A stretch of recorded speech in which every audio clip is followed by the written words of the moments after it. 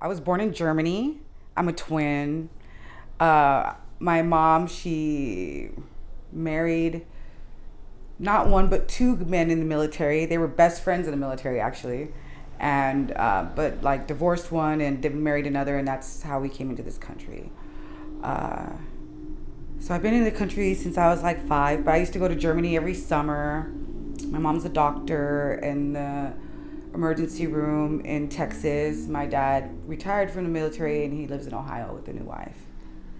Was it just you? I have a twin. Oh, you. Sorry, you just said that. And she has a son. I don't have any children. I've never been married. Gotcha. What was And I'm 43. I'm old. You're in the prime of your life. What was the vibe growing up at your house? And I had a tumultuous childhood. I'm an incest survivor. I was victimized by my maternal grandfather. A lot of physical and emotional and mental abuse. It was a very hard life, and I moved out.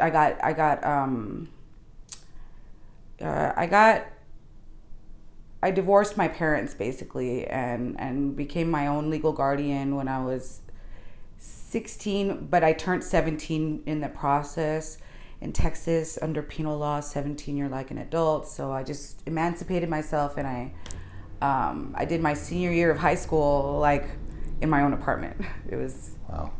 Yeah. So you were aware enough to say, I need to get out of this dangerous situation. Yeah, it was. It's a whole nother story. But I was like a missing person for months, and because I ran away from home, and it was a big thing because I did not want to be home anymore because it was not good. Yeah, it wasn't safe. Right. It sounds like. And what was your twin doing at this time? She actually moved in with like one of our teachers. She got out of the home too. As well. Right. But we did it differently and in different ways. Did you guys talk about it? Not a lot. There was certain times where we weren't speaking. We're not speaking now either. We still don't speak. She doesn't. She knows I'm homeless, but only because she heard through my ex that I was homeless. And she has called me several times, but I won't answer her phone calls because she celebrates my downfall. She was always lived in my shadow. I've always been like the alpha twin, the cute one, the one who's in the sports, the one who was, and she was the water girl. So, I get that living in my shadow must have been really hard. She hates my guts. So when somebody really wants to see you fail and loves to see you fail, you don't really want them in your life anymore. And that's what we came to. Yeah. And which I have my chosen family in Seattle. Mm-hmm. Like I have blood family that I'm estranged from. Yeah. And that's a choice that I'm okay with.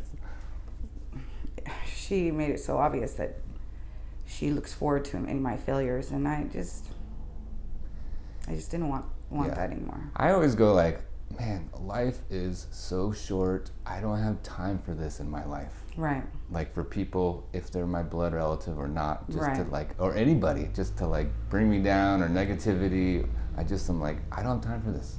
Celebrating it, even though it was even worse, like celebrating. And so I don't speak to my family. My mom and my twin haven't spoken in 20 years. And I haven't spoke to my own mother in about 10 years myself. She's a textbook narcissist.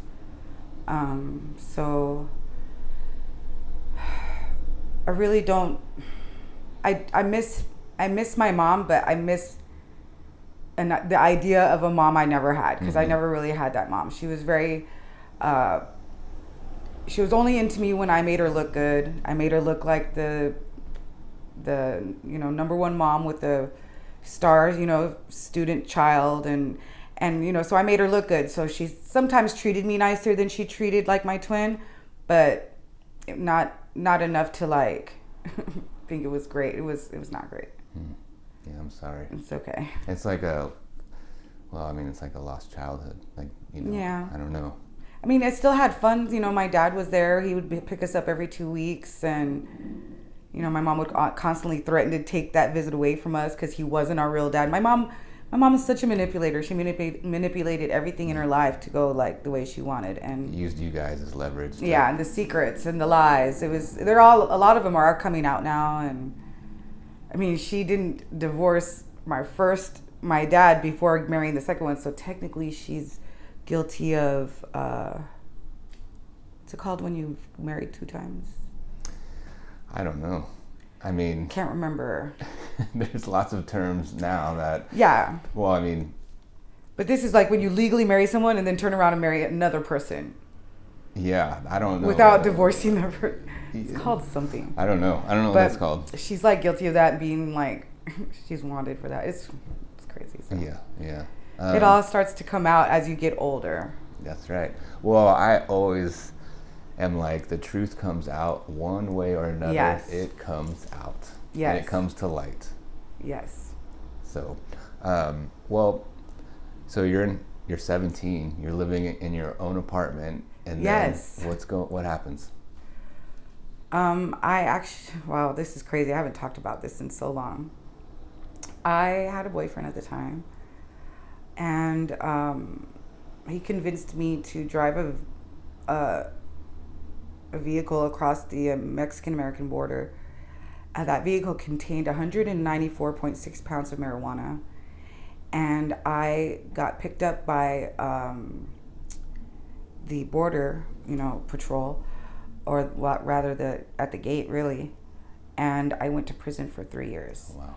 Right here at SeaTac, actually, is where I was released, hopped on a plane, and went back to Texas, because SeaTac is the only federal prison for women for this region. And I mean, like, all of the Northwest, West, Texas, all the federal prisoners, because when I commit a crime, I go straight to the top. I'm an ex-con and have been very early age, and it has affected my life drastically. Like before this? Mm-hmm. This was 25. No, not this right here, but before that, the marijuana incident. There was other things? No. So that was like your life just Yeah. again, in addition to divorcing your You family. I graduated third in my class. So you got like a straight A student, honors, top of her class, and whatever I was trying to do at the time, Yeah. I was in all the honors classes, all that. And I was in my first year of college, and right, like before finals even, like I was arrested on the border in the vehicle with my, Now, is this like talked about, like you're gonna smuggle these drugs and et cetera, et cetera, et cetera, or was it like, whoa? I knew he was bringing stuff across. Was he with you or no? Not on this one. Oh man. No. Oh my. But I thought he was carrying it across, and I was just driving the vehicle across, and that we'd separated. But it was actually, the vehicle was packed. I'm talking the tires. Let me tell you, they gave me an option before, like, I got sentenced. They could unpack the marijuana bricks. Okay, there's pictures. Okay, I've seen them. Okay, just like imagine like this much marijuana in bricks, and they said we could unwrap it, reweigh it, and possibly get you a lesser sentence because it would weigh less. Right. Or you run a risk that, like, there's cocaine in the middle. What if there's cocaine in the middle? And so I just told him to burn it, because they're like, you can have us unwrap it, reweigh it, or we can burn it. And I was like, just burn it. Can I sit next to it though? Like. Yeah. So I opted for the burn instead. Oh my God. Mm-hmm. And so there, And I did 3 years. That was the first time you'd ever, like, your first 3 years. That's so terrifying. It was probably Surreal. one of the most scariest things I've ever done. That is surreal. I stuck out in prison. I wasn't very good at it. I didn't look like I belonged there. I got along more with the guards than the prisoners. Luckily, I was in a female prison. Male prison's much scarier. Females, they're just kind of like crybabies.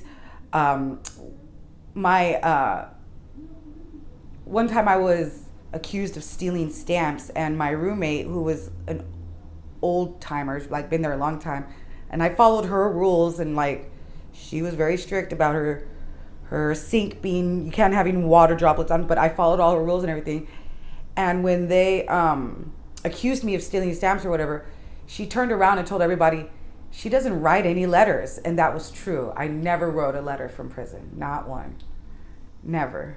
Wow. And like they were just trying to like start things. Like there's always been an aspect like chicks don't like me. Their boyfriends like me. That's why they don't like me. You know, so it's always been kind of like. So did you have to adapt pretty quick in prison and Yes. like learn the rules? And I've just heard these things. Of, Yes, like, and have someone go like, okay, this is what you do and we don't do, and et cetera, et cetera, et cetera. and when it comes to like girls, they're kind of pussies. Okay, so like they really won't do anything unless like they're trying to date you or stuff like that. Don't get involved in that. Just have your own stuff and don't borrow nothing. That's basically it. Yeah, 3 years is a chunk of life. Yeah, most of it was done in county for waiting for sentencing. So Just waiting. yeah, once I got to here to SeaTac, that was like the Beverly Hills of prisons. I got a pillow. Yeah, Wow. which I hadn't gotten in like the 2 years. And I that was like there. a luxury, like, oh, Mm-hmm. yes. It was. But when I got out of prison, my mom was like, I don't care where you go, but you can't stay here. And she funded my move to anywhere I wanted to. And I had really liked Seattle when I walked out of the prison here because it reminded me of Germany. Germany and Seattle, they're very similar, like, I guess, weather. Mm-hmm. And so I moved to Seattle like 6 months later after that. Gotcha. And then where does your life take you? I mean, I've worked all over the place. I had 3 years of probation here In in addition. Tukwila. In Yes, I addition. did. In addition, which that was a monkey on my back, you know. But I have been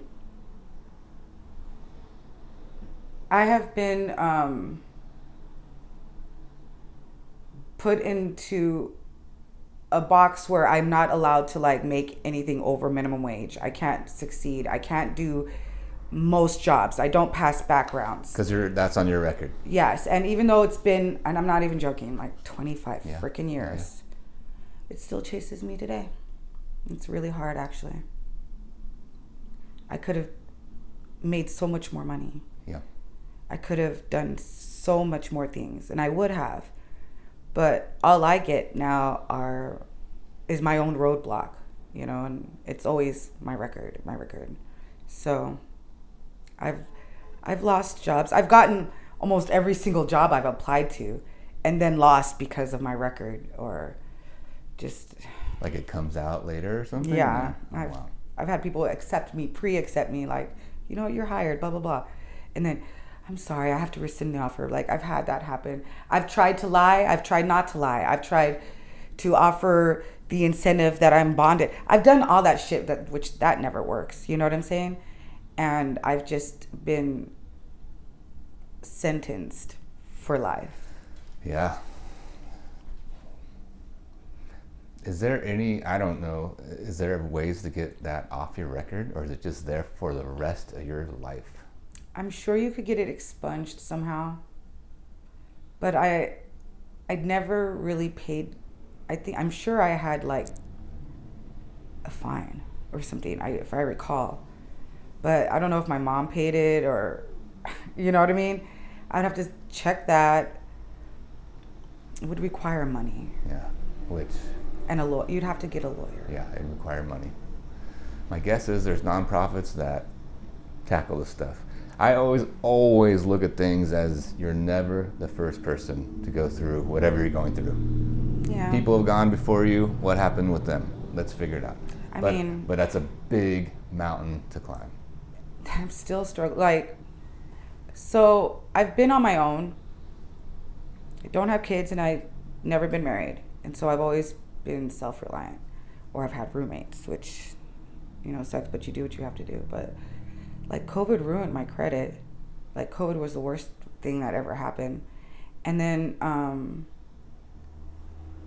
so this is my first time being homeless ever in my entire life. And I've been homeless 9 months. And I'm not very good at it either. Tell me about that process. What happened? I just, I had a girlfriend. We were living in Renton. I was a debt collector. She got a check every month. Honestly, everything's just started getting higher and higher. Rent, food, everything. and then I had gotten sick. I broke my ankle. I couldn't walk for 4 months. It just spiraled, and Right. we So all those tried. I did things. everything I could to get assistance for us. Her being special needs, surely I could find some assistance, and I did everything, only to be like dead end in the end. So I wasted a lot of time and phone calls too, trying to find assistance to prevent the eviction. We did prevent the eviction, so there's no eviction on the record. I went to the court, I did all that, but the agreement was that we had to leave by a certain time. So we did leave, and we were on the streets. You went from your apartment To the just streets. to the streets because you guys had no fallbacks, or No friends or anything like Wow. that. I lost everything. and so all that, your belongings. Because I had gave him like as much money as I could, and so it was not good. My girlfriend at the time, we had known each other since elementary school. Actually, Oh, wow. she had moved here from Texas, and I sent her back. She's back with her parents now, because she wasn't doing well out here. She's not made for the streets. So she's been gone. We still talk. And I'm just trying to honestly get the hell off the streets before more things happen. Because, like, being on the streets for 9 months, the amount, like, being a girl on the streets is not easy. Tell me more. Tell me more. Being a pretty girl is even harder.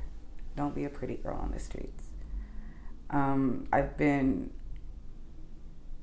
I have a nickname for it. I call it being fetty whopped, but I've been dosed and drugged with fentanyl twice, both times which killed me. One of the times that I had CPR performed on me, and that really hurt. When I woke up, my chest like hurt so bad I couldn't breathe. It had been caved in. It was so painful, and it took a month for me to like be able to like breathe again after that, because I'm highly allergic to that fentanyl stuff. And the people of the streets, the bad demons that have been walking around our streets, wanted to make me into a drug addict, prostitute, really bad. Like, the attempts to prostitute me and or make me into a drug addict were obvious and frequent. Are you open to talking more detail about that? Like the men that were possibly doing this to other women, or who are these people, or how did that happen? I guess my worst one, the one that sticks out for me, without, I'm not a triggering kind of person, but I don't like to think about it, but like, there's this guy, he let me take showers in his apartment, and this was my third visit there, and we would talk, we'd smoke weed. Well, he showed me this coin. He showed me a he said it was worth $2,000, Lady Liberty coin or whatever, Walking Lady Liberty coin. And I was like, cool, nice coin, blah, blah. Well, around 10 o'clock, this is when I actually had just gotten into a shelter finally with Jesse's help. I asked him to take me home, and all of a sudden he came up from behind me with a giant knife like this big. It was super silver, and he was like, where's my gold coin? He's like, where's my coin, bitch? You took my coin. And he pretended to stab me with it. I thought he did, because he literally pantomimed, but with the knife, but got it right here, you know what I mean? I literally peed in my pants. And he ripped my clothes off, and he searched my vagina for his coin. And he did this to my face right here. He kept threatening me, where's my coin? Where's my coin? And I didn't know. And I begged him over and over, please check again. Because I didn't have his coin. I didn't take his coin. Like, he must have harassed me and threatened me for an hour. Until finally he, kicked me to the floor and told me to look for his coin. I'm, naked. He'd ripped my clothes off already at this time, searched for it. Searched my belongings. I didn't have his coin. And it was on the coffee table, underneath it, in a bag he had put it in another bag, right there, like where he had showed it to me. And he just kind of chuckled like, oh, And I feel like, he knew he had his coin. He was just trying to, rip my clothes off. Damn, I'm sorry. So that was probably the worst thing that's happened to me, being on the streets. Yeah, I'm sorry. That's terrifying. It was. And then this guy's still I know there. And I mean, I've seen him drive by in his car once in a while. Oh, wow. Here, around off Aurora? No, more in Rainier area. Okay. He lives in Renton. I know where he lives. This happened in Renton. Yikes. Well, I'm glad you're not in Renton. Me too. Like anywhere near this person. Yeah. I'm sorry, God. Yeah, it was very scary. And actually, it wasn't too long after that that I met my boyfriend Rome, and he's a very nice guy. Different very nice. than that fucker. Different than probably, like, you have to think like 43 years worth of guys, shoot, and girls. Like, he's an extremely gentle soul, too gentle for a young black man, and I just don't want anyone to ruin him. I really don't. So, well, so when you were in Renton, you were living in a tent or shelter? I had an apartment when I used to live in Renton. But when you get out of the apartment, you're with your friend. Oh, and you they guys kicked go to me the out? streets. Yes. We didn't live anywhere. We were wandering around. Like, we didn't sleep for 4 days. Look, we stayed at a Denny's for like 24 hours. Oh my gosh, we must have stayed there, and they let us. Okay. Then one of the nights we went to the emergency room because we were able to take forever there too, and so we were there. Because otherwise we couldn't sleep. We didn't know where to go, and you couldn't just get into a shelter. We thought it was like the movies, like you just knock on the door, can we come in? No, you have to have a caseworker. They have to. It's not that easy. So we didn't know what to do, and then eventually we got picked up by the Auburn police, who dropped us off in Lake City. Well, slow down. Sorry, the Auburn police pick you up. Why? My roommate, she had special needs, and she kind of just went crazy, and we ended up going to the hospital. After not sleeping for days and days and days. Anyone will go crazy. So they referred us, I guess, to Tent City. I see. And you explained, like, hey, we're on the place, and they're like, okay. Yeah. They cared but didn't care. Just wanted to get us, like, off the streets. And so they dropped us off in Lake City, like, basically told us to go be homeless there. But and we were the distance between Renton and Lake City, that's... From Renton, we went from Renton, like, to Auburn. Okay, but even Auburn to Lake City is a big distance. I don't know why they brought us here. I don't know why. Yeah. This is where they brought us. There's no other tent cities. There's no other... Maybe to get you guys out of their county, possibly? I don't know. I have no idea. Interesting They choice. literally drove us here. Wow. They did. And even though I lived in Renton, I rarely went to Seattle. I went maybe once in a while, or just went through Seattle, but I didn't really know Seattle. Now I've been here 9 months, and I've woken up with a strange man or with his arm around me. In a tent? No, I actually didn't have a tent at the time. So when you get dropped off at Lake City or at this tent? I didn't have a tent. Okay. They dropped me off at Tent City, and Tent City provides tent. Okay. But eventually, I actually got kicked out of the Tent City because my girlfriend, she had an episode, and I was just trying to calm her down. They kicked me out for fighting. I never struck her. I was just trying to calm her down. And a lot of people agreed with me, but the Tent City authority, they were also homeless people, and they did not ever want to advance. So it's like I thought you're supposed to advance out of here into something better, or more permanent housing, or better shelter, or whatever. But they like never did and never wanted to, and they were just kind of like having their way with people's lives and stuff like that, and taking their stuff too. They took my stuff, so they were terrible people who ran the tent city, not who financed it, but I mean who ran it. And that was when they kicked me out, very last minute with nothing. That's when I went to sleep, like literally in a box, and woke up with somebody's, arms around me and stuff like that. And I sought help from they do sweeps, and the caseworker comes through, and there's one lady who would come through. I told her that if she didn't get me off the streets, that I was going to get raped, and she believed me, and she got me into the shelter I'm in. Gotcha. And that's where you're at now. Mm-hmm. I'm still there. Yeah, gotcha. How did you hear about Aurora Commons? Jesse. He brought me here. Mm-hmm. Tell me about this place. Well, Aurora Commons has done a lot for me. They paid for to replace the phone I had lost. And when I got into the altercation with this gentleman, he had also smashed my phone.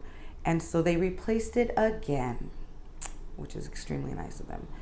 And they, I'm in rapid rehousing through them right now, because I did just graduate the RISE program from Uplift Northwest. So I got in on my first.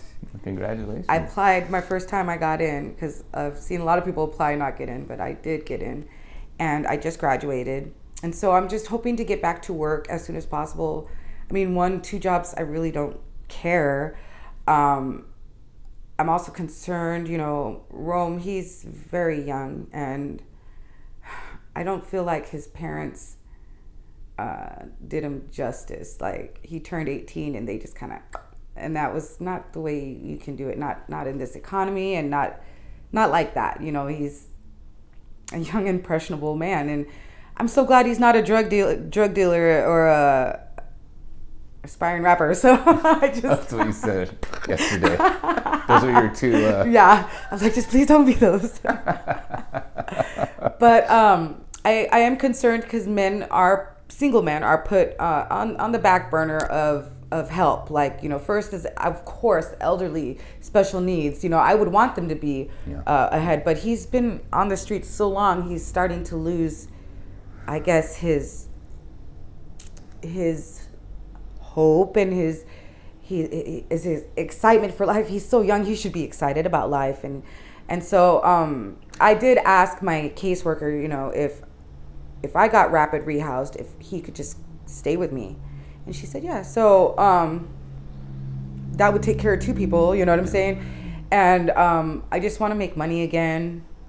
I know I'm not going to make a lot of money because I'm a felon forever, no matter what, but I just want to make money again. I want Rome off the streets for sure. So I didn't know that he was unhoused. Mm-hmm. So you're saying, if I'm hearing you correctly, he turned 18, his parents kicked him out, and he went to the streets? He pretty much, yes. More or less. Him and his twin had an apartment together, but they weren't taught certain things, and one lost their job, the other one had a part-time job, so they ended up getting evicted. They do have the eviction. They weren't taught, they were very ignorant of life. And so I feel like if your parents are going to kick you out like that, like the least they could do is teach you about, like, that's why, like, I just graduated from the RISE program. I'm trying to get him into the next round because especially like the last week, it was about like credit and like stuff like that. And they didn't teach me this in school, and it was quite valuable information that would have changed so much had I learned it. Yeah.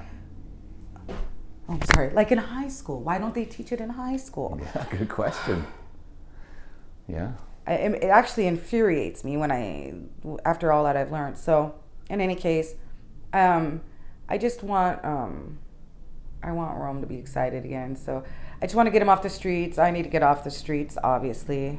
And I won't be able to do it without the help of Aurora Commons, and because, like I said, COVID ruined my credit. You know what I mean? So how am I going to get an apartment, when you have to have a certain, And not to mention, like, the apartments are so, like, 18. So much money. It's unfair. Yeah. It's unfair that I can't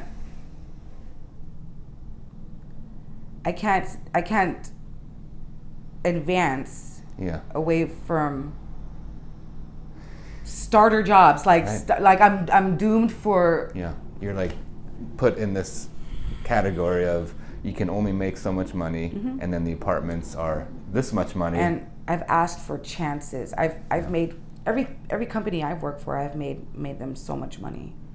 Okay, I'm their perfect. I'm everyone's exception. Okay, you know, we need when DEI was there, shoot, that was my shit. You know what I mean? Because I was the one that would complete it for them, complete their DEI requirements. Like, I didn't believe in it, but you know what? It worked for me. You know, it's kind of over now, but the mentality is still there. So hopefully, you know, that helps me, you know, get jobs. But I'm tired of being used. I'm used to make money, and I make them a lot. I bring in all the black people. I'm telling you, this is like what I go through. And I've had jobs, and I've had them for a very long time, but I'm never allowed to. Yeah, they're all capped because of your conviction. They're all capped. Forever. Yeah. Forever. I hope not. Like I said earlier, you're never the first person in this position. Because now I'm gonna go home and like. I've actually made a decision. And I have been thinking about this, especially about being homeless for the first time and like failing, like where for years I was able to support myself on these remedial jobs, and now I just couldn't. Okay. Right. I'm gonna be a lawyer, so I'm gonna go back to school. I love it. I've talked to some caseworkers about it, and we're going to work on opening the pathway to get me into law school. I love it. And I'm gonna be a lawyer. Fantastic. I love it. And that's where I'm at now. Good. I mean, that's such a amazing goal, and I know it's a big one, and I think I could do it in. Yeah. I think I could do it in 8 years. Even. Hell yeah, you can do it. I mean, what else are you gonna do? You have a dream. Right. Go for it. Again, life is short. Do what you want to do. And I could honestly turn out to be a very good one. So.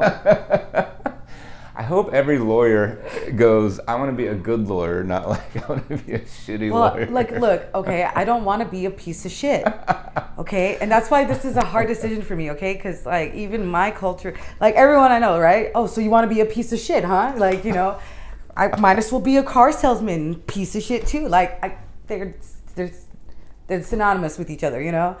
But what could I do that would allow me to possibly retire like a normal person, catch up, get my coin, get that bag, you know, and my record wouldn't matter. I'd be a lawyer. Yeah, I love it. Now I could be a helpful lawyer or a piece of shit lawyer, you know. Whatever gives me the most money, right? Yeah, no. Let's not get into capitalism and right. Oh God! I just know it's that a whole nother conversation. I can't be. Well, I can imagine you're like, I want to help people like what I was. I would love to.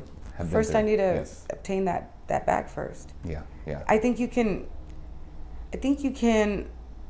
help people without money, or you can make friends with people like Jesse who are about to obtain a lot of money, and Jesse loves to help people, so we could all help people. Yeah, absolutely. But I wanna make sure I can legally speak the legalese and help people, and I think that actually I know I can easily. I could have done whatever. I could have been whatever I wanted. Yeah, I mean, I love that angle of like school. You can do school. They're not going to be like, oh, sorry, you're a convict, or you can't do school. Mm-hmm. It's like I've heard of people in prisons getting law degrees. And lawyers love hiring ex-convicts. They're the best. Experience. Yeah. Something earlier you said that kind of was like, huh? You said you're in a shelter now. Yes. You also have a tent. Yes. Tell me more about that. Why? Well, being in Rome, we like to. Oh, great. Hang out. Perfect. That makes perfect sense. And he can't come to my shelter. We can't even visit me there. Oh, wow. Is it a woman's shelter? It is. Okay, got it. And so, yeah, that's where we hang out. Great, good. I'm glad. That's weird. It's not weird. I could easily have gotten a man with a car, with a job, with an apartment. I could have easily done any of those things. I promise you.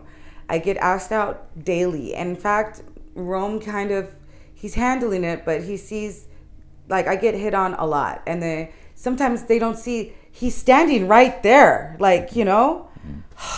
But he's handling it maturely. But it's not good being a pretty girl and being homeless at the same time. It just isn't. Yeah. It just isn't. Well, I mean, it's not whether conventionally beautiful or not. It's like no one should be unhoused and homeless. No, no one should be. And you know what stunned me the most? The amount of elderly. That's just it's hard. It's kind of a mark on our society when we see how our elderly are faring out. It also gave me a very different perspective on homeless people. That I guess I was a snob. I did turn my nose up at the homeless, and I did feel like, actually I always had a fear of them because I always felt like I was so close, and I always was. I was always 1 or 2 checks away from, and I've lived like that forever. Like, that's all I know. That's normal to me.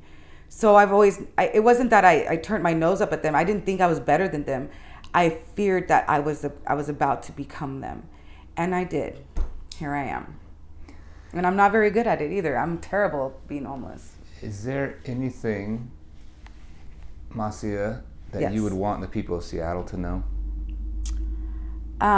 If they don't do a reasonable and an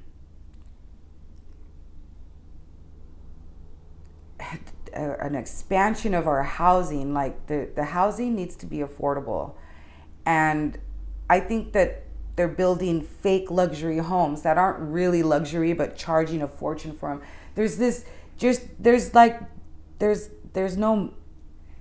a disconnect between, like, the quality of goods versus, like, the cost of the good or service. And so my apartment, I paid $1,800 for it. That was how it ended. You know, it was supposed to be $1,300, but it just kept getting higher and higher and higher until I got literally priced out of it. Didn't even have a washer or dryer in it. It was a 1-bedroom apartment. It was a terrible apartment, and the alarm system would go off suddenly once a month in the middle of the night, waking up the whole building. That happened once a month. Like, it was a terrible, terrible building, but my rent kept going up. It wasn't worth $1,800. Why was I being charged $1,800 for such a piece of shit apartment? It was so bad until it ruined me. You know what I mean? And it started off at $1,300, and I lived there for 3 years. So starting there at $1,300, at the end of the 3rd year, it was $1,800, and I couldn't afford it anymore. You know, if they don't get the rents, if they don't have affordable rents for people, then they're not going to be able to, well, stay off the streets. Like, the streets are terrible. They're getting filthy. They're taking shits everywhere. They're pissing everywhere. There's needles everywhere. The amount of foil everywhere. It's ridiculous. And the sad thing is, Seattle's quite the beautiful city. I love Seattle. I love the graffiti here. I love everything about Seattle, but we need affordable housing. Change. Yeah, big time. Change. And stop, I don't think raising our minimum wage is the answer, but I do think that, and this would probably be, I don't know, I think that criminals need a second chance. I think that if you commit a crime under the age of 30, okay, that you deserve a second chance. So, yeah. Because I never ever got one. Yeah, you do. Yeah, you do. I never did. I think everyone deserves second chances. Yeah. It's my own personal. Yeah. It's like, I was so young, naive. Yeah. Oh God. I was already moved out of my parents' house, so I was seeking, like, like family love, like some people. I was seeking people. So, I was easily vulnerable to any suggestion. You were very vulnerable. And so, I don't know, but it's affected my entire life. And it's, I do have a suicide attempt where I slit my wrists when I was like 25, 26 years old here in Seattle. And I went to St. Francis for like a month, and they helped me because I didn't want to live anymore as a felon. I really didn't. That was the main weight. I just was such a loser, and everything was like hard for me after that. After going to prison and stuff, everything was hard. But I finally just, as long as I could afford my bills, then I was happy. Once I couldn't. Yeah. Yeah. Man, it is so expensive to live in Seattle. So many people are struggling here. The $1,800 rent was rented. Yeah, and that's in Renton. That's not in Seattle. Yeah. And probably more here or around the same. The stress of bills and groceries and everyday. And I didn't make enough to. I wasn't on food stamps. I was paying. I am now. You know what I mean? But like, the goal is not to be. But it's hard to have to start over. I'm so old. It's embarrassing, actually. It's never too late. Go to school, become a lawyer. Yeah. Kick ass. It's what I'm gonna do. Good. I have to. Thanks for talking. You're welcome. Thanks for your time. I hope it was. I don't know if it was exactly what you're looking for, because I know I'm not a drug addict. It's really hard to.